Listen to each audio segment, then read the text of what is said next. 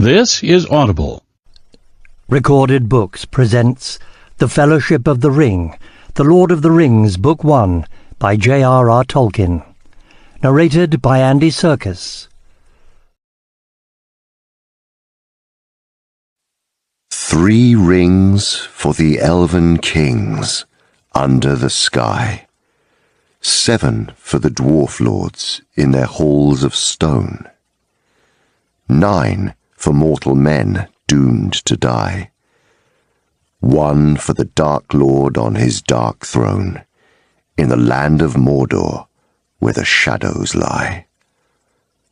1 ring to rule them all. 1 ring to find them.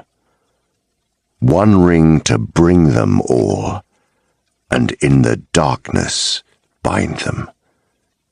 In the land of Mordor, where the shadows lie. Forward. This tale grew in the telling until it became a history of the Great War of the Ring, and included many glimpses of the yet more ancient history that preceded it. It was begun soon after The Hobbit was written, and before its publication in 1937. But I did not go on with this sequel, for I wished first to complete and set in order the mythology and legends of the elder days, which had then been taking shape for some years. I desired to do this for my own satisfaction, and I had little hope that other people would be interested in this work, especially since it was primarily linguistic in inspiration and was begun in order to provide the necessary background of history for Elvish tongues. When those whose advice and opinion I sought corrected little hope to no hope, I went back to the sequel, encouraged by requests from readers for more information concerning hobbits and their adventures. But the story was drawn irresistibly towards the older world, and became an account, as it were, of its end and passing away before its beginning and middle had been told. The process had begun in the writing of The Hobbit, in which there were already some references to the older matter, Elrond, Gondolin, the High Elves and the Orcs, as well as glimpses that had arisen unbidden of things higher or deeper or darker than its surface. Durin, Moria, Gandalf, the Necromancer, the Ring.